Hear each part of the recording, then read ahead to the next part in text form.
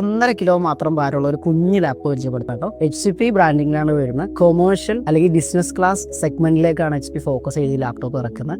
ഇതിന്റെ in-hand feel നോക്കാം. ഒത്തിരി സിൽവർ ആയിട്ടുള്ള ഡിസൈൻ ഒന്നും അല്ല, ഒരു മാറ്റ് ഫിനിഷിലാണ് ലാപ്ടോപ്പ് വരുന്നത്. ആൻഡ് ഒരു 15.6 ഇഞ്ചസ് സ്ക്രീനാണ്. ആൻഡ് ഫുൾ ലെങ്ത്തിൽ വരുന്ന കീബോർഡ് ആണ്. ഒരു HDMI പോർട്ട് വരുന്നുണ്ട്, ഒരു USB പോർട്ട് വരുന്നുണ്ട്, Type-C വരുന്നുണ്ട്, തണ്ടർബോൾട്ട് ആണ്, ഡിസ്പ്ലേ പോർട്ട് ഉള്ളതാണ്. ആൻഡ് ഒരു AC അഡാപ്റ്ററും ഒരു അഡീഷണൽ USB പോർട്ടും വരുന്നുണ്ട്. ആൻഡ് ഒരു ഓഡിയോ ജാക്കും ഉണ്ട്, 3.5mm. ഒരു ഫുൾ HD ക്യാമറയാണ് നമുക്ക് ഇതിനകത്ത് വരുന്നത്. ആൻഡ് ഒരു ബിസിനസ് ക്ലാസ് ആയതുകൊണ്ട് തന്നെ ഒരു റിജിഡ് ബോഡിയാണ്, മാറ്റ് ഫിനിഷിലാണ് ലാപ്ടോപ്പ് വരുന്നത്. ആൻഡ് ഇതിന് സ്പെക്കിലേക്ക് കിടക്കാം. Core 3-ലാണ് ഇതിന്റെ പ്രൊസസർ വരുന്നത്.